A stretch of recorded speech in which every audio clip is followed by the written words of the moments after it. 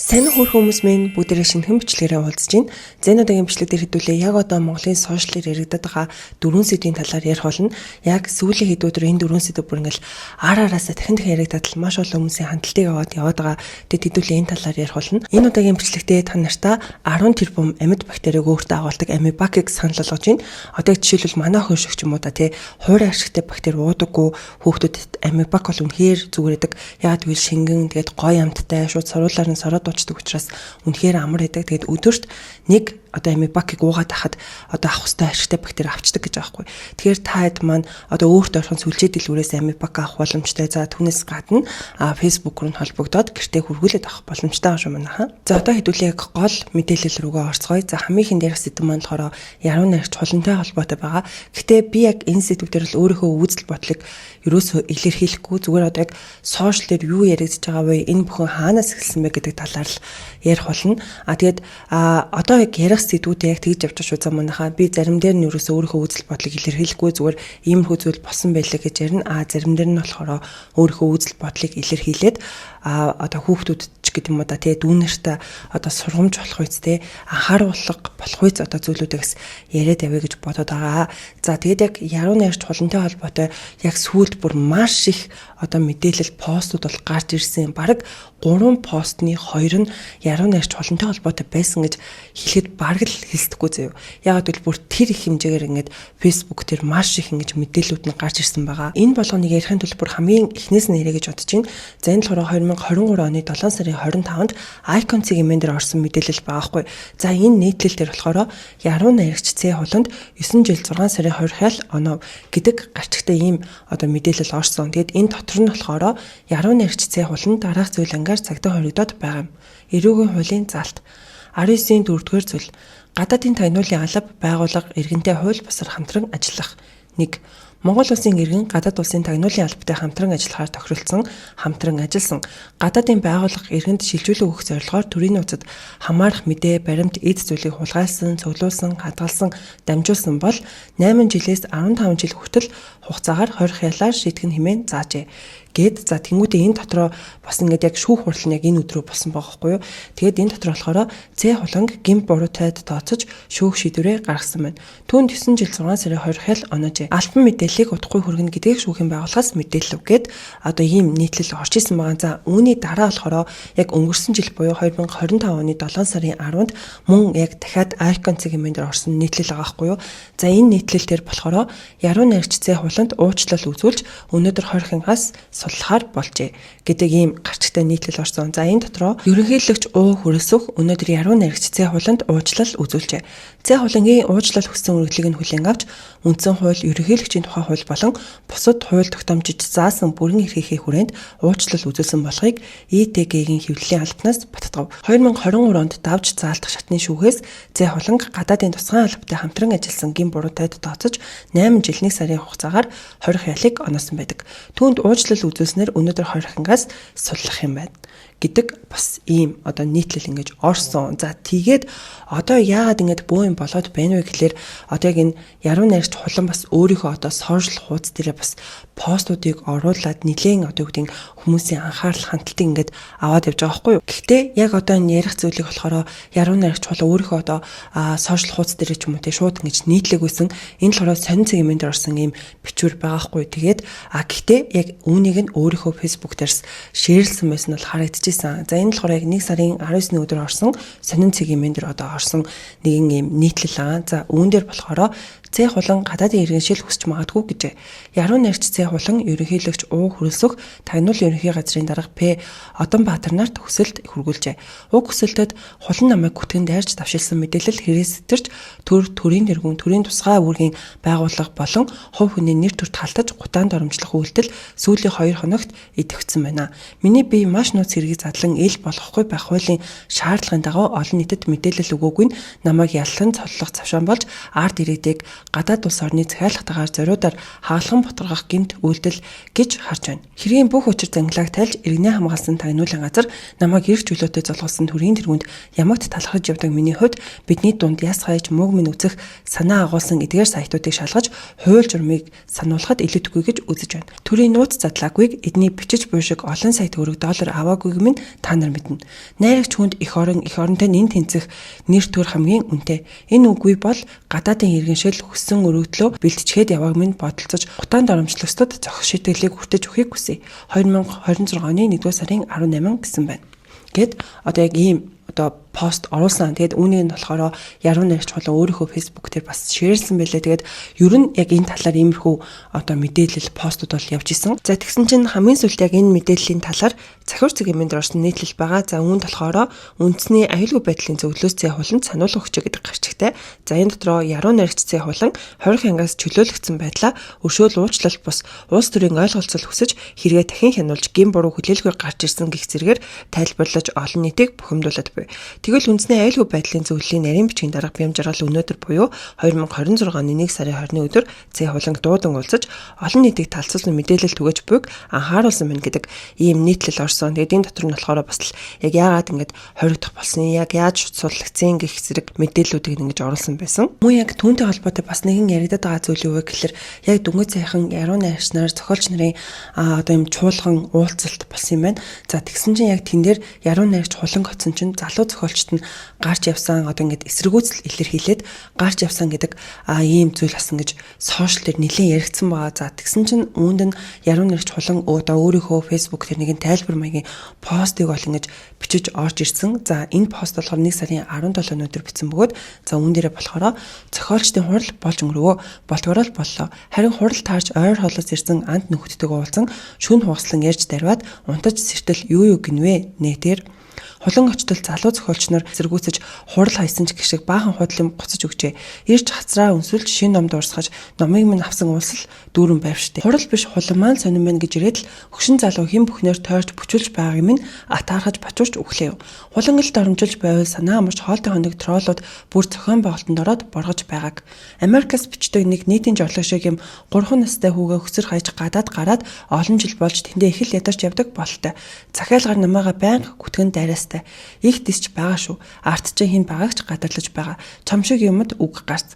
Олон түмэн намаагаа сайн мэднэ. Монголын заяа өршөг. Дөөний зармаа гэртээ урьсан юм. Гарын бантгаа хийж өгөөд мордууландаа дүнраа гэд ийм постыг бол ингэж оруулсан байсан. За тэгээд мөн яг энэ яруу найрагч хулантай холбоотой бас нэгэн пост маш олон хүмүүсийн хандлтыг авсан байгаа. За энийг бас та нартай уншиж хүргэе. Зэн болохоор шудраг иргэн гэдэг Facebook дээр орсон пост байгаа байхгүй юу? Юм болгон учиртай, учир болгон жанцтай. Манай улс бол сул дорой улс биш. Өөрийн гэсэн тагнуул цэрэг цагдаа тусгай албатай, хар харьцаны бодлоготой, туурах тусгаар орон. Тагнуул тусгай албанд ажилладаг хүмүүс нэр нь мэдээнд гардаггүй, гавьяа албаасаар зарлагддаггүй. Гэтэ өдөр шөнөгүй амби өвөл хайхран ил харагдахгүй фронтод энэ улсын аюулгүй байдлыг хамгаалж ирсэн эрсээрч яваа. Энэ албанаас гарсан хүний хувьд олон нийтийн сүлжээнд маргаан үүсгэж байгаа цай хулан уучлалт өгзүүлсэндээ холбоотой өөрийн тамгийг төвшүүлээ. Төрийн нууц задруулсан Монгол улсын тусгаар тогтнол үндэсний аюулгүй байдлын түвшинд яригдах хэрэг хийсэн этгээд үе үеийн ерөнхийлөгч нарын үед өршөөгдөх нь олонтой. Энэ дундаас олонд танигдсан цай хулан болохоос түүхийг харвал иймэрхүү хүмүүс голдуу гадны улсад мэдээл задруулсан өгсөн хуваалцсан гих мэт зүйл ангаар шүүхээр нотлогдоод ялгадаг. Тэр мэдээлэл нь хэр хор хөнөөлтэй манай улсад ямар гай учруулж болохоос хамаарч зарим тохиолдолд зориуд суллаж гүнийг гүйцэтгэх ажиллагаа явуулж хамсаатан мэдээлэгчийг илрүүлэх гэх мэтчлэн олон төрлийн нууц ажиллагаа явуулж хэргийг эцэслэн шийдвэрлэж улс орны аюулгүй байдлын баталгааг хангадаг. Ерөнхийлөгч гэдэг хүн ганцаараа дураараа шийд гаргаад хөксснээ өршөөдөг хаан биш. Өршөөлийн хууль холбогдох байгууллагын санал дүгнэлт олон улсын харилцаа аюулгүй байдлын нөхцөл байдал бүгд цаанаа учиртай гэдэг ийм пост бол орсон байсан. Тэгээд энэ постныхон зураг бүр айгүй юм сонирхолтой зам нахаа. Яг яруу найрагч ингээ хулангийн зураг байгаа байхгүй. Тэгээд нэгтэлтэй болохоор ингээд энийг ч гэсэн нэгтэлтэй болохоор ингээд энийг хоёр зургийг ингээд нийлүүлсэн гэх юм уу да тий. Маш юм анхаарал татгуйц зураг байсан. Тэгээд энэ пост нь ч гэсэн маш олон хүний хандлтыг авсан байсан. Яг тэгээд яруу найрагч хулантай холбоотой гэх юм бол яг иймэрхүү зүйлүүд сошиал дээр бүр маш их яригдаад байгаа. Тэгэл айгүй хөвт хүн рүү дайрж байгаа хүмүүс байна. За бас нөгөө талдаа түүнийг одоо өмгөөлж байгаа, тэг өмөрч байгаа хүмүүс ч гэсэн харагдчихлээ. Тэгээд та хэд маань яг энэ асуудал дээр яг юу гэж бодож байгаа вэ гэдгээ комент хэсэгт бичээрэй. Одоо бүгдээрээ дараагийн ярих сэдв рүүгээ орцгоё. За энэ сэдв маань дуучин таандартай холбоотой байгаа. За энэ яг юу вэ гэхлээр яг өнөөдрөөс 7 өдрийн өмнө дуучин таандар өөрийнхөө YouTube суваг дээрээ гигэн гэдэг дуугаа бол цацсан байгаа. Тэгэд одоо цацагдаад 7 хоног мөртлөө бүр 3 сая үзэлтийг авсан байгаа. Тэгэд яалтчгүй богино хугацаанд маш олон хүмүүсийн хандлтыг авсан ийм дуугаар бол ингээд тодорч байгаа. Тэгээд зөвхөн YouTube одоо энэ дуунаас гадна яг энэ дууных нь клиптэй яг одоо энэ дууных нь агуулга гэх юм уу тий Facebook дээр маш олон хүмүүсээр яриулаад маш олон хүмүүсийн хандлтыг аваад за тэгээд бас одоо ийм жижиг юм ховж үүдээс гаргаж ирж байгаа. Тэгээд хэдүүлээ яг одоо энэ талаар ярих чинь. Тэгээд одоогоор ингээд 3 сая хүнд ингээд хүрсэн байгаа гэсэн чинь тий тэр 3 сая үзэлтийнх нь нэгэн хэсэг нь та хэд манаас байгаа байх гэж бодож байна. Яалтчгүй маш олон хүмүүсийн хандлтыг авсан. Тийм болохоор та хэд маань аль хөвшөөний үзсэн baах. Яг тэр дууных нь клип бол те яг тэр лам нарыг хэл мөдөөлж одоо амь насны хороодог үеийг бол харуулдаг штэ те. Тэгээд яг тэр хэсэг дээр нэг жижигхэн хөрхөн юм хайр дурлалын романсыг асан гэж харуулдаг. Тэгээд дуучин та нар яг тэр клипнийхээ одоо юу гэдэг утга учирыг тайлбарлахдаа яг оройгүй сүм ном унсны дараах сэтгэл яг ийм байсан юм а гэж бас өөрөө ингэж тайлбарлсан билээ. За тэгсэн чинь үүнээс нь хамаарад яг тэр оройгүй сүм номны борлуулалт бүр огцом нэмэгдсэн гэж аахгүй. За энэ талаар яг ингэж мэдээцэг юмн дээр орсон байгаа. Таандрын гигэн уран бүтээл цацагдсанаас хойш оройгүй сүм роман хамгийн их борлуулалттай номоор нэрлэгдэж байна гэдэг нийтлэл орсон. За үүнээс гадна бас яг энэ тус роман нь хамгийн их борлуулалттай номын жагсаалд орсон гэсэн. Тэгээд бүр ийм гоёор бүр ингэж нөлөөлж чадсан байхгүй те. Одоо тэгэл яг хүмүүсийн ярьж байгаа нь болохоор бүр энэ дуу бол үнэхээр гоё, үнэхээр гайхалтай хийгдсэн байна гэж хүмүүс бүгдээрээ маш ам сайтай байгаа. Тэгэд яалтчгүй тэр аялгау, зохиомж, тэр дууны үг, тэр хөгжим, клип бүх юм нь бүр үнэхээр ярих юм байхгүй бараг төгс гэж үнэхээр хэлж болох үст тийм гоё одоо клип болсон байсан. За тэгээд одоо хэдүүлээ жижигэн ховж ивийн талаар ярих юм бол за энэ талаар ингээд нэлээд олон пост юмнууд орж байгаа заяа. Тэгээд та нартаа олон хүмүүсийн хандлт авсан тэр постуудаас нь уншиж хүргэе. За эхнийх нь болохоор хэдүүлээ сошиал орчноос жаахан цензуртэй, шүүлтүүртэй байя. Эмэгтэй хүн бүр нөхрөө лам болгож reel story хийж тавиад хойдын тавиланд учирцгаая гэд бичээд амар юм бэ. Сайхан гоё уран бүтээл босон гэд тэгэл болоо штэ. Би ч гэсэн үзээд гоё болж гэд пост оруулсан. Facebook ухаж байтал хав ойрын эмэгтэй болгоны reel story нь нөгөө нэг хар юм нь өнгөрсөн юм бахта гэж бодтол дуун дээр нь эдит хийцэн байх юм а. Хүний эвлүүлсэн зураг хуулсан гэд нэг ийм пост бол орсон. Тэгэд энэ пост нэлээд олон хандлт авсан байсан. Тэгэл хүмүүс нэрэлэг ингээд нөхрөө ингээд лам болгоцсон байлаа гэх мэтчлээ юм комментууд бас ингэж бичсэн байсан харагдчихсан. Гэсэн чинь яг саяны хүний постыг скриншот хийгээд нэг өөрийнхөө Facebook дээр бас оруулаад бас яг өөрийнхөө сэтгэлээ хуваалцсан байгаа хгүй юу. За үүнд болохоор хүний мэдрэмжийг чи нэгтээ таараагүйгээд ингэж бас хэлж болохгүй шүү. Бүгд чамд таалагдаж таарахгүй хонгор минь ямар хамаатай яасан сүргийн хаа газар нэг ингэж цэцэрсэн энэ мэт балаа гараад байх юм. Эсвэл тэгээд нөгөө амьдралаас юунаас ч аз жаргал мэдэрдэггүй, утга учир мэдэхгүй үзээгүй хүмүүсийн нэг байх арай хатуу юм аа новш гэж хүмүүсийн нандин нөхрийг хаар юм хум чигшиггүй эсвэл бидэн шиг хайрлуулад үзэхгүй яах вэ хэцүү бэ хаахаа гэдэг ийм постос ингэж орсон. Тэгээд энэ дуу бол те яг л ингэж одоо олон хүмүүсийн ингэж хандлтыг иймэрхүү байдлаар ингэж авсан гэдэг нь бол харагдчихсэн. За үүнээс гадна одоо нөгөө нэг хүмүүс ингэж нөхрөө найз залуу ингэж хамгийн хувцтай болгоод байна гэдэг яриа гарсан шүү дээ те. Тэгсэн чинь нэг юм инээдтэй заяа. Нэг юм жоок байдлаар бас нэг постос ингэж орсон байгаа. Үүнд болохоор яг нэг юм хоёр хүний одоо ингэж чаталж исэн чатал байгаахгүй да те. Тэгэд юу гэж байгаа вэ гэхэлэр ягаад салчваа андаа гэд ингэж нэгнээс асуусан чинь нөгөөт нь болохоор хамт ахуулсан зурга AI-аар янзлаад намайг лам болгоош гэдсэн чинь нүүд нь ха гэдэг нэг юм одоо чатын нэг юм хэсэг байгаа байхгүй. Тэгээд яг хүмүүс үүн дээр ингээл айгу жоок байдлаар хандаал те. Одоо яг нүг танд ч өөрөө ингээд ламын дүрт ингээд тоглолтын штэ. Тэнгүүд ингээд найз залуу нөхөр ингээд лам болгоод байна гэдэг одоо иймэрхүү зүйл ингээд маш ихээр яригдж байна. Тэгээд юу ч гэсэн ийм гоё уран бүтээл болсон бэлээ. За үүнээс гадна бас нэгэн сайхан мэдээтэй манайхаа. За энэ юу вэ гэхээр хамгийн анхны одоо клипний нээлтийг одоо ингээд тандрын энэ гэгээ гэдэг дуун дээр хийх чагаа гэж байгаа байхгүй. Тэгэд энэ нээлт нь болохоор 1 сарын 23-нд болно. Гэтээ ямар ч үн төлбөргүйгээр хүмүүс ингэж очиж оролцох боломжтой юм байлээ. Тэгээд энэ талаарх мэдээллийг одоо та нартай хүргэе. Яг энэ талаар та нар өөрийнхөө Facebook пэйж дээр мэдээлэл оруулсан байгаа байхгүй юу? За үүнд болохоор за гигэн клипээ кино театрт хамтдаа үзцгээе. Монголд анх удаа клипний нээлт хийх гэж байна. Маш олон хүн ийм санал тавьсан тул ганцхан удаа буюу 1 сарын 23-нд гигэн клипээ корпоратив кино танхимд ирсэн хүмүүстэй үн төлбөргүй үзүүлэхээр боллоо. Мөн Клиффний уран бүтээлчид арын багийнхан манерж улаан хевсний ёслол явна.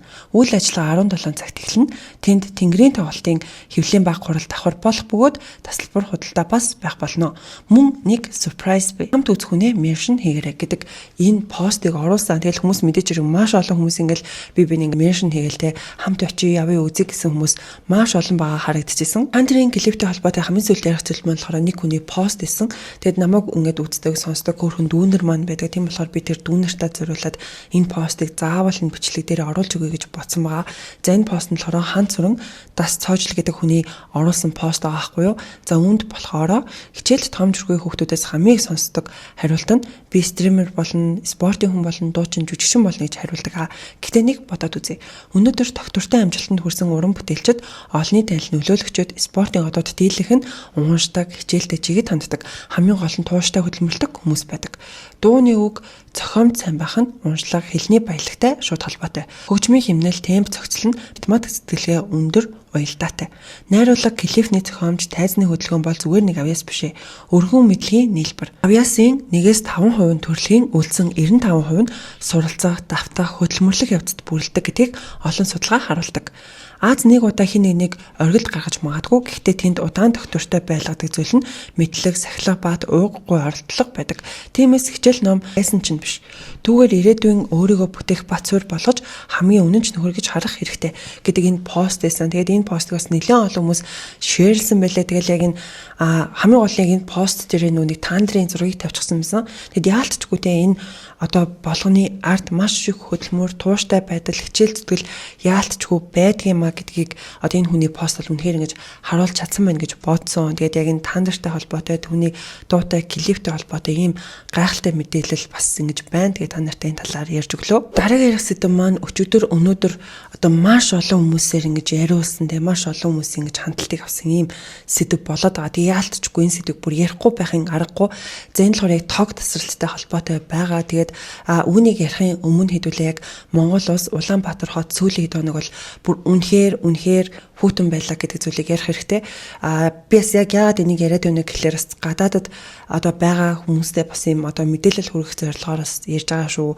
Уг нь энэ жилийн үйл бол тийм хүүт өвөл байгааг байхгүй юу? Яг 11, 12 сар бол бас харьцангуй тий одоо урд өмнөх жилүүдийг бодвол харьцангуй дулаахан үйл болж исэн. Тэгээ хүн болгоо энэ жил бол үнэхээр юм дулаахан үйл байна гэжсэн чинь гинт сая ингээд 1 сарын дундаас хойшоо ингээд гинт хүүтрээд бүр зарим тохиолдолд бүр ингээд 40 градус хүртлээр бүр хүүтэрж байгаа байхгүй. Тэгээд бас яг нэг цаг агаарын мэдээлэл харсан чинь тэр нь яг Эрдэнэ тот байсан санагдах юм бүр хасах 52 градус гэж зааж исэн. Тэгээд бүр энэ хэмжээний ингээд юу нь бол гинт ингээд айгүй хүүтэрч гисэн байгаа.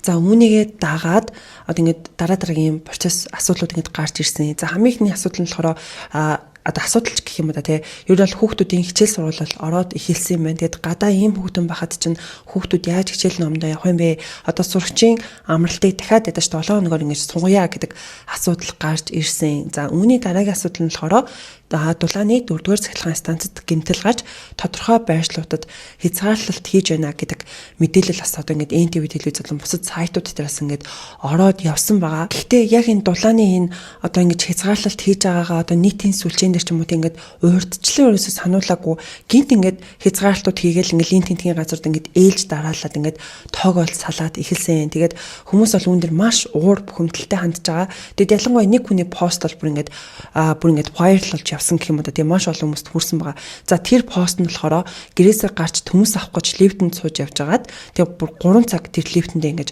яасан гэж аахгүй гарч чадахгүй ингээд лифтэндээ ингээд одоо уягдсан гэх юм да тий. Одоо тэр лифт ингээд тоггүй юм чи мэдээж ингээд онгоохгүй штэ. Тэгээд тэр лифтэнд ингээд байлаа бүр хоолчгүй төмөсчгүй тэгээд төмөс царайлаад ингээд 3 цаг лифтэнд байлаа гэдэг нэг юм пост явж байгаа. Тэр нь бол маш олон хүмүүст бас ингэж хүрсэн байгаа. Тогтоол холбоотой бас дараагийн заавал ярих зүйл нь юу вэ гэхэлэр одоо үндэсний дээдлийн тоглолтууд бол явагдаж байгаа штэ тий. Тэгсэн чинь одоо хүмүүсийн мэддгээр юу ч яринагийн тэгээд сүүл бол эм арена болцсон штэ. Яг эм аренагийн бас тогн тасарсан байгаа. Тэгэд яг тэр нөгөө тоглолтын дундуур ингэж одоо тасраад тэд нэг юм таслалтлаас ингэж үүссэн. Гэтээ нөгөө нэг юм томоохон байгууллагууд одоо үгдэн те үйлчлэгээний байгууллагууд чинь ингэж гаднаа нөгөө нэг генератор гэдэг үү л үү тий. Генератортай байдаг штэ. Тэгээд яг тэрийг асаагаад тоглолт нь ингээд үргэлжилж байгаа юм шиг бол харагдсан. Тэгэл хүмүүс энэ болгон дээр бас ингээд баахан пост оруулаад ингээд тоглолт үзчихсэн чинь ингээд тоггүй болчлоо гэх мэтчлэн ингээд ярьж байгаа нь харагдсан. За үүнээс гадна яг нэг тоглогч ингээд нүг хоёрын шийдэлт гэх юм уу да. Чөлөө шийдэлт хийдэж штэ. Яг шийдэлт ингэж хийж явах үеэр нь бас ингэж тогн ингэж хальт тасраад ирж байгаа. Тэр процессыг бас ингэж явагдаад бас маш олон хүмүүсийн энэ талаар ингэж яригдж байгаа гэх юм уу да.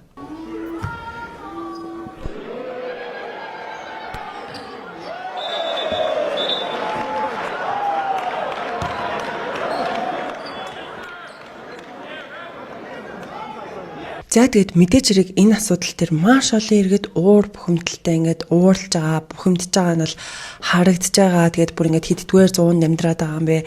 Лааны гэрэлт хичээлээ хийлээ. Лааны гэрэлт хоолоо идэж гин. За газтай тулдаал өстой хоолоо хийлээч гэдэг юм уу да тий. Тиймэрхүү байдлаар хүмүүс ингээд сошиалэр маш их одоо гарч ирж байгаа нь бол харагдсан. Тэгээд энэ талаар бас ингээд яг салбарын хүмүүс нь ч гэсэндээ тий ийм бичлэг хийж байгаа нь харагдсан. За үүнээс гадна яг Амарчингийн подкастн дээр улсын хурлын гишүүн Цэнгүүн одоо ингэж подкастэнд нь орсон байсан. За тэгээд яг тэр яриан дээрээ болохоор одоо Улаанбаатар хасах 40 градуст одоо ингэж хэд хонох юм бол хот тэр чигээр хөлтнө. Одоо ингэж эрчим хүчний салбарынхан одоо яг тэрэн дээр ингэж анхаарч ажиллаа хийхгүй бол ер нь маш юм хүнд нөхцөл байдалд байдаг юм а гэдэг талаар яг тэр подкастэнд ярьдаг байхгүй. Тэгээд яг энэ үеэр тэр Цэнгүүн гишүүний одоо тэр бичлэгнээс гарч ирээд маш олон хүмүүс ирсэн гэж яригдж байгаа нь харагдаж илээ. 2017 онд манай дулааны станцууд одоо нэгдсэн дулааны хүчин чадал бол дүүрсэн. Бид нар бол дийлүүлж чадахгүй гэж хэлсэн. Тэрнээс хойшоо одоо шинэ барилгууд баригдал байгаа шүү дээ Улаанбаатар хотод. Баригдал нэгдсэн дулаанд Улаанбаатарын одоо нөгөө нэг нэгдсэн дулаан сүлжээнд холбогдоод байгаа шүү дээ. Тэг яаж холбогдоод байгаа юм гэхээр чиг сонирм байгаас. Тэр бид нар яг жинхнээсээ хасах 40 градустай болоход манай Улаанбаатар хот хөлтөн. Энэ тогны хязгаарлалттай холбоотой бүр маш олон асуудлууд гарч ирж байна. За яг өчигдөр болон өнөөдөр 16 настай охины одоо шүүх хурал болж байгаа. Тэгсэн чинь шүүх хурлын танхимд ингээд тог тасарлаа гэдэг мэдээлэл явж исэн. За үүнээс гадна хүмүүс Улаанбаатар биш бүр ингээд Лаанбаатар гэдэг нэртэй боллоо штэ гэд айл болох одоо ингээд гэртээ лаас аваад сууж байна гэдэг мэдээллүүд нэлээдгүй явж байгаа. За үүнээс гадна айгүй юм хэцүү мэдээлэл нь гэх юм бол ийм эмнэлгийн байгууллагууд ингээд тогон тасраад айгүй юм хүнд нөхцөл байдалд байна гэдэг мэдээллүүд явж байгаа. За мөн энэ охин болохоор яг одоо Хятад улсад сурах гад одоо тэр суралцааг шалгалтаа өгөх гэж байсан чинь тогон тасарчлаа. Тэгээд Wi-Fi байхгүй учраас би одоо ингээд шалгалтанд орж чадахгүй боллоо. Тэгээд яг өөрийнх нь ашигладаг өөрийн телефон болохоор ондог ашигладаг. Тэгээд тог тасарчингууд ондоогийн ч гэсэн ингээд сүлжээ байхгүй болчдөг болохоор би одоо ингээд шалгалтаа өгч чадахгүй айгүй хэцүү байдалд орлоо. Одоо энийг яг хэн хариуцах юм бэ гэдэг нэг ийм бичлэг хийгээд тэгээд энэ бичлэг нь бол бүр маш олон хүмүүст ингэж хүрсэн байгаа. Бас нэгэн пост яг өнөөдөр ороод маш олон хүмүүсийн хандлтыг аваад явж байгаа. Энэ пост нэр болохоор Дэлхийн түүхэнд Латте шүүх хурал хамгийн сүүлд 1782 онд Швейцарт болсон гэж үздэг. Хоёр дахь нь 2026 онд Монгол улсад болсон гэж түүхэнд тэмдэглэгдэн үлджээ гэд одоо ийм пост ингэж орсон байлээ. Нэр үнэхээр юу ч хэлэх өвдөө тий. За одоо бүгдээрээ хамгийн сүүлийн хамгийн хүнд мэдээлэл рүүгээ орж ийн. За энэ сэдвэн болохоор яг сүүлд Threads дээр нэг хэдхэн хоногийн өмнө ороод маш олон хүмүүсийн хандлтыг аваад явж байгаа сэдв байгаа.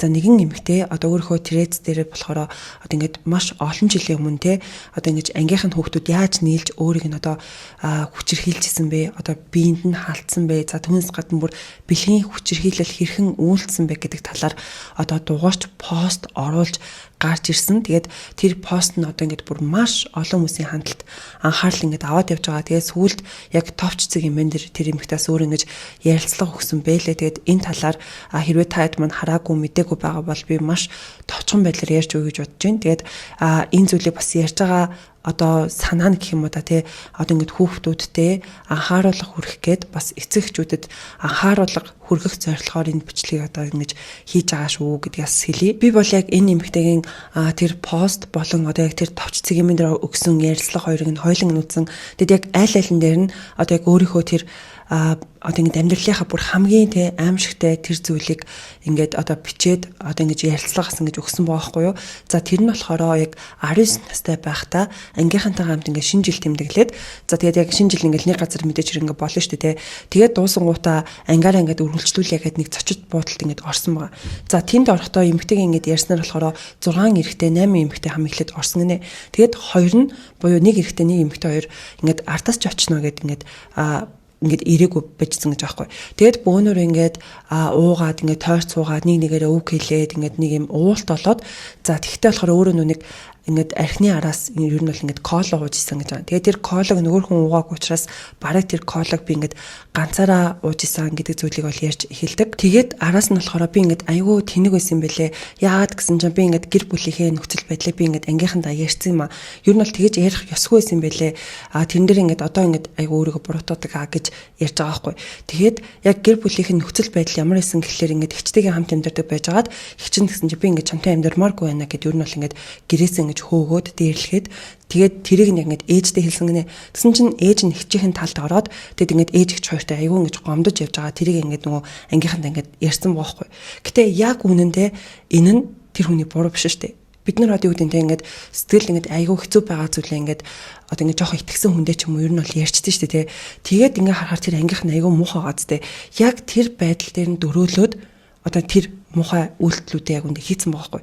Хэрвээ магадгүй тэр эмэгтэй те манай аав ингээд цагдаа ч юм уу те манай ингээд аав эсвэл шүүгч гэдэг юм уу нэг тиймэрхүү байдлаар ярьсан бол тэр хүмүүс хизээж тэр зүйлийг хийхгүйсэн. Энэ бол миний л бодол шүү. Гэхдээ үнэхээр би тийм одоо байх байсан бах гэж бодож байна. Нэгдүгээрт хоёрдугаарт болохоор тэр хүн хөрхий одоо ингэж ярьж байгаа хгүй. Одоо л 34 настай байна л да. Тэгээд энэ болгоныгоо өөрөө бас ингэж ярьсан байлээ.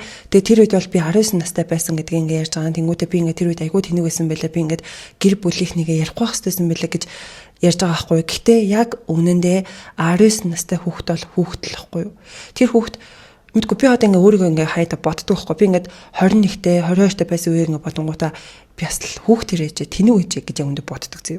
Тэнгүүд тэр хүний хувьд ч гэсэн тий 19 нас гэдэг чинь том хүн биш шүү дээ. Тэр чинь ингээд яг сэтгэхүй хувьд одоо юу гэдэг нь хүний биеийн хөгжил одоо 25 хүрээд том хүн болсон гэдэг бараг тийм одоо зүйл байдаг үстэй. Тэгтэл 19 нас бол яг өндө хүүхдэл байхгүй юу. 21 22 ч гэсэн яг өндө хүүхдэл байхгүй. Тэгээд хүмүүс том болол энийг ойлгодог л доо. Тэнгүүд угаасаа л тийм хүүхдэлс юм чинь тэрийг ингээд мэдгүй л яг үндэ ярьсан байгаа байхгүй. Гэтэл яг нөгөө хэдэнтэй үн дээр нь ингээд тоглолт ингээд хийцэн байгаа байхгүй. Тэгээ хүний итгэл дээр нь ингээд тоглолт хийчихсэн гэх юм уу да. Тэгээ би бол яг энэ эмэгтэйгийн ярианаас бол яг тэгж л хараад байгаа. Тэгээд ангийнх нь болохоор яг тэр үед юу хэлсэн бэ гэхэлэр чамтай ингээд юурээс ингээд ойрхон ярилцаж үзээгүй юм биш үү? Чи ингээд бид нартай ингээд ярилцдаг байл та гих мэтчлэн ингээд хэлжсэн гэсэн. Тэгээд яг нөгөө нэг одоо арх уугаад араас нь нөгөөний даруулган дээр ингээд коло ингээд их ууж исэн учраас баг ингээд өөрөөс нь өөр кола ууж исэн хүн баг байгаагүй гэж ингэж ярьжсэн. Тэгээд кола ууж исэн болохоор ингээд байн ингээд 0 ороод ер нь бол ингээд бицсаа тэгээс ингээд бөөлжөд байсан гэдэг зүйл болсон гэж ярьсан. За тэгээд яг нэг үе дээр болохоор ингээд яг угаалтурны хажууд ингээд цусаад ингээд баг хөлөөч ингээд хөдөлгөж чадахгүй хэмжээнд ингээд оччихсан ингээд зогсож яхад ангийнх нэг залуу ингээд ирээд тусалсан гинэ. Тэгээд тухайн үед болохоор ингээд надад ингээд тусалсанд баярлаа гэж хэлжсэнээс ингээд санжисаа гэдэг зүйлээ гэсэн гэж ярьсан байгаа. Тэгээд яг тэр зүйлээс хойшоо зарим зүйлээ санаад зарим зүйлээ ингээд санахгүй байна гэдгийг ол хэлдэг. Гэхдээ алкогольны хувьд гэх юм бол нэг их ингээд алкогол ингээд хэрэглээгүй гэж байгаа хгүй. Ягаад гэвэл тэнд ингээд маш ингээд холуулаа байсан нэг хүн ингээд амар ингээд сохтоол тэгээд засрах хэмжээний алкоголоо ингээд хэрэглээгүй. Гэхдээ гаднаас ангийнх нь бас нэг эрэхтэй нэг эмэгтэй хоёр орж ирсэн гинэ. Тэгээд яг тэр хоёрыг болохоор би тэр хоёрыг хаашаа яваад ирж байгаа гэдгийг би мэдэхгүй. Тэгээд миний ууж исэн колондос ямар нэг юм хийсэн бах магадaltaй гэж би бас ингэж одоо боддгоо гэдэг зүйлээ гэсэн гэж өөрөө ярьсан байгаа. Тэгээд яг дараа нь одоо ингээд тэр хэд чинь нөгөө цочт буудлын ингээд уугаад суужсэн гэсэн шүү дээ. Тэгээд яг өөр өрөөнд одоо ингэж өөрийг нь оруулсан гэдгийг мэдсэн гинэ. Яг бол хаалгын тэр ингээд арай өөр өөрөө байсан гэж байгаа хгүй. Тэгээд өөрийнх нь өмдөг бас ингэж тайлж байгааг бас ингэж мэдсэн гэсэн. Тэгээд ингээд бас ингээд нөгөө нэг юу нэгэд орж гараад байгаа гэд хэлсэн штэ. Тэгээд дараагийн санаж байгаа зүйл нь юу вэ гэхлээр яг нөгөө нэг өөрт нь тусалж исэн залуу ингээд яг өөрийнх нь дээр ингээд хөдөлж байгааг харсан гэсэн. Тэр үед ингээд өөрийнх нь хуцнуудыг нь тайлжсан те ингээд дээр нь хөдөлж байгаа бол ингээд мэдсэн гэсэн. Тэгээд толгоогоо ингээд жоохон хөдөлгөөд харсан чинь ангийнх нь бусад залуучууд ингээд бүгдээрээ игнээд зогссон байгааг харсан гэдэг зүйл ингээд хэлсэн байгаа. Тэгээд яг зарим одоо хүмүүсийнх нь яг тэр босон процессыг бол сандгүй зарим хүмүүсийнх нь босон процессыг бол ингэж сандагаа гэдэг зүйлийг хэлсэн. Тэгээд яг тэр нь болохоор ингээд нэг хоёр ортой өөрөө байсан гэж аахгүй. Тэгээд өөрийг нь бас ингэж дамжилж явж байгааг ингээд мэдсэн гэсэн. Тэгээд нэг ингэж ирсэн чинь ингээд гарнаас нь ингээд нэг залуу ингээд доор хөлнөөс нь ингээд нэг залуу ингээд өөрийг ингээд дамжлаад өргөжсэн. Тэгээд ингээд намайг сэрсэн чинь тэр хоёр бүр ингээд цоцсондоо намайг ингээд бүр доошоо унгаачихсан гэдэг зүйлийг бас ингэж ярьдаг байгаа. Гоо эргүүлээд хажууд чи харсан чинь манай анги хэрэгтэйчүүд чагсаа зогссон байсан. Эндээс гараад дараа нь өхөө гэж бодсон. Миний бие биш шиг санагдсан. Тэгээд мэдээж хэрэг энэ болгоныгоо ярьж хат ингээл зүгээр ярихгүй баа шүү дээ. Хөөх ингээл яалтчгүй ингээл уйлал ингээл айгүй хэцүү байсан байгаа хгүй. Тэгээд тэр шарах нь одоо хүртэл ингээд бүр ингээд явсаар л байгаа хгүй юу. Тэгэл яг энэ талаараа тэрээр ингэж яриад за тэнгуүтээ яг тэр нэг ангийнх нь хөвгүүд ингээд нөгөө бахан юм муухай зүйлээ хийчээд ингээд дууссан баа шүү дээ. Тэгсэн чинь ангийнх нь бас ингээд хоёр охин яг тэр өрөөнд нь орж ирсэн гинэ. Тэгэд өрөөнд нь орж ирж харангуутаа гэдэг тэнгуүтээ нөгөө нэг хараал үг байдэн шүү дээ. Тэ нөгөө даагаар төгссөн. Тэнгуүтээ та нар юу хийцэн бэ гэд бүр тэгж хэлсэн гэж аахгүй. Тэгэхээр тэр охтууд нь ч гэсэн яг тэр болсон одоо зүйл ингэж мэдсэн харсан байгаа хгүй тийм хүртэл ерөөсөө өөрт нь туслаагүй ерөөсөө цагтаад хэлээгүй бүр энэ байтугай ингэж цаашаа бол бүр үнэхээр ингэж айгуу муухай зүйлүүд бас ингэж болсон байлээ. Тэгсэн хохирогч эмэгтэйг маань найз нас ингэж хамт явж исэн байна л да.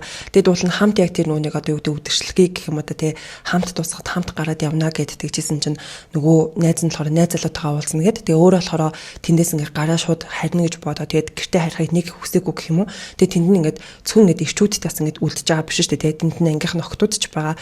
Тийм учраас нэг гэх юм бодоогүй тэгээд найз нь явсан ч гэсэн өөрөө тэндээ үлдээд тэгээд үлдснийхаа эцэст яг ийм том зүйл юм хохирогч болчихсон байгаа хгүй юу. Тэгээд яг дараагийн санаж исэн юмнууд нь юу вэ гэхэлэр ингээд хоёр эмэгтэй бас ингэж өөрөх нь хувцсыг ингэж өмсүүлж өгч ийснийг бас ингэж халтхан сандаг гэдгтгсэн. Тэгсэн чинь тэр хоёр эмэгтэй нь юусэн ингээд түнд туслаад тэг ингэж одоо тэний цагдаа одоо эмнэлэг дуудах биш тэг харин ч бүр ингээд хажууд нь бүр ингээд шоолоод бүр ингээд хувцсыг өмсүүлж явах хүртэл ингээд айгүй ингээд шоолж исэн гэдэг зүйлийг ярьдаг. Тэгэд мэдгүй бүр ингээд тэр эмэгтэйг ингээд ярьж байгаа тэр зүйлүүд ингээд сонсонгууд яаж тийм зүйл бүр ингэж хийж чаддгийм бэ те өөртөө хийгээгүй ч гэсэн тийм зүйлийг харсан бол яаж ингэж тэр хүнийг тийм одоо үгүй тийм зүйлийн хохирогч болсон хүнийг яаж ингэж шоолгоод дооглоод хажууд нь байж чаддгийм бэ бүр ингэж миний ингэж санаанд бол яг үндэ бүр буухгүй байхгүй тэр чинь бич та 19 одоо хэдэн онд болсон 11 онд гэсэн баха 2011 онд болсон үйл явдал гэд тэгжсэн санагдаад байгаа юм. Бүр үнэхээр аимшигтай байгаа зү тэгээд тэндээс зүгээр ингээ хурдан куртг аваад гарахыг бодсон гэсэн. Тэгтээ хараад ингээд өөрийнхөө биеийг харсан чинь бүр өөрийнхөө биеийг таниагүй гинэ. Яагаад гэсэн чинь бүр ингээд битүү хөх нэцтэй баахан хөхрөлт болчихсон байсан гэсэн. Тэгээд бүр ингээд миний бие биш юм шиг санагцсан. Би бүр одоо ингээд хизээч ингээд хүнтэй суухгүй юм байна. Би одоо ингээд хизээч одоо ингээд сайхан амьдрахгүй юм байна гэдэг бүр тийм аимшигтай ингээд нүүр тулахаар болсон гэдэг зүйлийг ярьжсэн. Тэгэд гэрээхэндээ ерөөсөө хэлээгүй, гэрээхэндээ хэлсэн ч гэрээх нь хөдлөхгүй гэдгийг мэдчихсэн гэж ярьж илээ. Тэгээд яг гэрээс нь хөдлөх нэг л хүн байсан ингээд түүний эмээ ингээд хөдлөх байсан. Гэхдээ би өвчтөө эмээдээ одоо энэ зүйлийг ингээд ярьж эмээгээ бас ингэж зовоохыг бол хүсээгүй гэдэг зүйлийг ингээд яриад бас ингээд дахиад ингээд уйлдаг байгаа. Тэгээд бүр энэ бол бүр үнэхээр аимшигтай хэрэг байгаа зү тэ. Бүр яаж мэдгүй бүр ингээд би болохоор яаж бүр юм хийж чаддсан болоо гэж бодож байгаа. Тэгээд маргааш нь болохоор ингээд өөрийнх нь нөгөө доотлын одоо нөгөө эмзэг юунаас нь ингээд баахан ингээд идээтэй юмнууд ингээд гарсан. Тэгээд ерөөс ингэж бийц чадахгүй болсон гэсэн. Тэгээд одоо нүуний хүмүүс ингээд нөгөө цистит ингээд тусдаа шүү дээ. Тэгээд ороосоо даарад ч юм уу. Тэнгүүд одоо яг түүний тэр цистит нь бүр ингээд одоо шээсэнд бүр гардггүй гэж аахгүй. Бүр гардггүй. Бүр ингээд бараг 20-30 минут болоод ингээд гардаг. Заримдаа бүр ингээд гардггүй. Тэгээ тэрийгээ бүр дараа нь эмнэлэгт үзүүлээд ийм тусламж авсан. Тэгээ одоо хүртэл ингэж бийц харна гэж өвддөг гэж аахгүй. Тэнгүүтээ тэр одоо трама тэр аимшигтай зүйлээс болоод одоо хүртэл ингээд хүнтэй суугаагүй. Одоо тэр бэлгийн одоо юг ерөөсөө ингээд бүр чигшдэг тийм зүйлд ингээд дургу болчихсон. Бүр ийм хүний бүр ингээд сэтгцэнд хүний бүр яг үндэ амьдралаар бүр ингээд тоглолцсон байгаа байхгүй юу.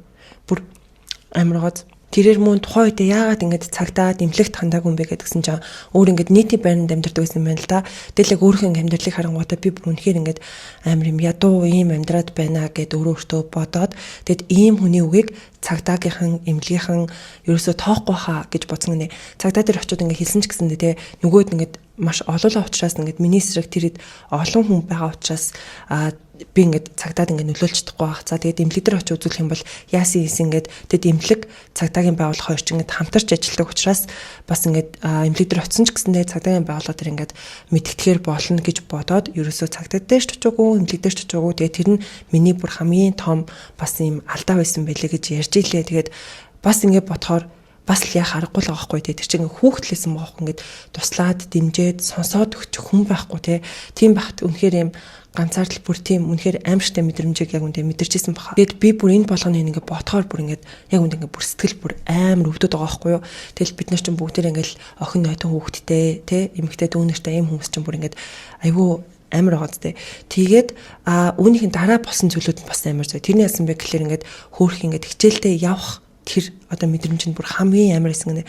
Тэгээд хичээлдээ ингээд явангууд нөгөөд нь юроос ингээд гимсэн, яасан ингээд шинж байхгүй заяа.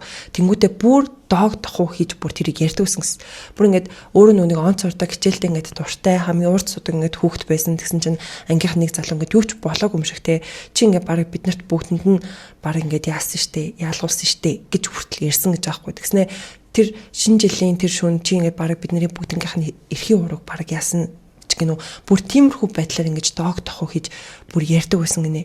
Тэр бол бүр үнэхээр бас тэгээ угнаас ингээл ангийнханд бусад хүүхдүүд ч гэсэн мдээгүй байгаасаа гэл ингээл дотроо бодож байсан юм байна л да. Тэгсэн чинь ингээд ангиасаа ингээд нэг жилийн чөлөө авсан нэг охин байдаг гэсэн гэж аахгүй. Тэгээ тэр охинтойгоо уулзаад тэгээд ингээд яг тэр охиндоо бас ингээд итгээд ингээд ярьсан юм байна л да. Эдгээр ингээд бүгдээрээ намайг ийм байдалд оруулсан гэдгийг хэлсэн чинь нөгөө охин бүр мэдчихсэн гэсэн. Харин тийм гэсэн шүү дээ. Тэнгүүд нөгөө нэг тэр болсон процесс нөгөө харсан нөгөө эмэгтэйчүүд нь байгаа шүү дээ. Тэр хэдэн ангийнхаа хүмүүст гэх юм уу да ангийнхаа тэр хүүхдүүдтэй тараачихсан гэсэн. Энэ бол бүр ингээд үнэхээр нэг хүний амьдралаар бүр бүтэн зүгээр л тоглолцсон. Нэг хүний амьдралыг тэр чигтэнд байхгүй болгочихсон үйл явдал байгаа байхгүй. Энэ бол үнэхээр одоо ч гэсэндээ те хэрэг хуучирдаггүй гэж одоо ч гэсэндээ энэ талаар угаасаа дуурах хэрэгтэй. Энэ талаар ингэж ярих хэрэгтэй, хүчтэй байх хэрэгтэй. Угаасаа тэр хүмүүсийн хийсэн үйлдэл ингээд бодохоор үнэхээр аимшигтай байгаа зү. Яаж тэгж чаддсан бэ? За яг тус хэргийн талаар орхитуулсан байж магадгүй гэж бодгоос шалгачлаа. За энэ хэрэг нь болохоор 2011 оны 12 сарын 24-нд болсон. За тэгээд тус хэрэг болсноос 9 жилийн дараа буюу 2020 онд цагдаад бүр хамгийн анх бол мэдэгдсэн юм байна. Тэгэд одоо болтол мөрдөн шалгалт мөрдөн шалгаж байгаа нэртэйгээр зүгээр л хэргийг гацаачсан байдалтай байдаг. За 3 удаа хууль зүйн үндэслэлгүйгээр хаагдсан. Дахин нийлгээд л явж байна. Намайг л шалгаад байхаас биш хэрэгтнүүдийг шалгах ажиллагаа хийгдэггүй. Хийгдэхчгүй болтой. Учир нь тэд зовх зовлонгууд бол инээлтэн найзлсаар ажил карьертэй гэр бүлтэй хүмүүс болсон гэд ингэж бичсэн байлээ. За бас одоо яг сүүлд тэр одоо ангийнхныхаа зургуудыг бас ингэж нийтэлж олон нийтэд шууд ингэж гаргаж ирсэн байгаа. Тэгээд хүмүүс бол энэ хүмүүст бүр маш уур бухимдалтай бол хандж байгаа. Тэгэд яг энэ хохирогч эмэгтэйс өөрөө бас бичсэн байсан. Ингээд хүмүүсийг яг ингэж миний талд байна гэж юусоо бодсонгүй. Ингээд миний талд байгаа та нартаа баярлаа гэд бас бичсэн байсан. Муу яг энэ хохирогч эмэгтэйгийн бас нэгэн трэд дээр бичсэн бичвэрийг та нартаа хүргэе. За энэ болохоор энэ хорвоо дээр карма гэж ид шидэм байхгүй. Гэмт хэрэгтнүүд бүгдээрээ кармагаа өрдөг байсан бол гэмт хэрэг бараг гарахгүй штэ. Хариуцлага тооцдог систем нь сайжрах нь жинхэнэ карма юм.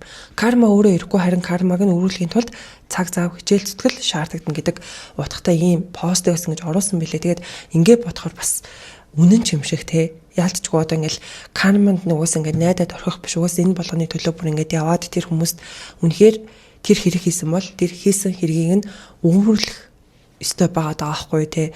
За тэгээд яг ийм зүйл ингэж болж исэн байна. Тэгээд урд нь яалтчгүй нөгөө сошиал хөгжөөгөө те одоо мэдээлэл тэр болгоо ингэж гардаггүй байлаа. Тэгээд одоо иймэрхүү зүйлүүд ингэж нэлээ ингэж гарч ирдэг болж юм. За үүнээс гадна охинтой эмэгтэйдүүдтэй хүмүүс бүр ингэж анхааралтай авах сэдв гэж бол би яалтчгүй харж байгаа. Тэгээд одоо энэ асуудалтай ингэж нэгэнт олон нийтийн анхаарлыг авснаас хойш яг үнэн зөвөөрөө шийдэгдээсээ тэр хэрвээ хэрэг хийсэн хүмүүс хэрэгээ бас ингэж хүлээгээсээ тэгээд яалтчгүй юм аимшигтай зүйл бол босон байна. Энэ гэхдээ бүр ингэж нэг хүний амьдралыг оронгоор нь эргүүлсэн гэж бодохоор тэр нь бүр ингэж аимшигтай байгаа байхгүй тий. Одоо хүртэл ингэж нөхөргөө хөөхтгөө тэгээд ийм одоо бүр тэр зүйлээс ингэ айдаг. Тэгээд хамгийн нэрээ амар нь одоо хүртэл ингэ хард арддаг гэсэн. Тэрийг ингэ бодож хард арддаг гэж байгаа байхгүй.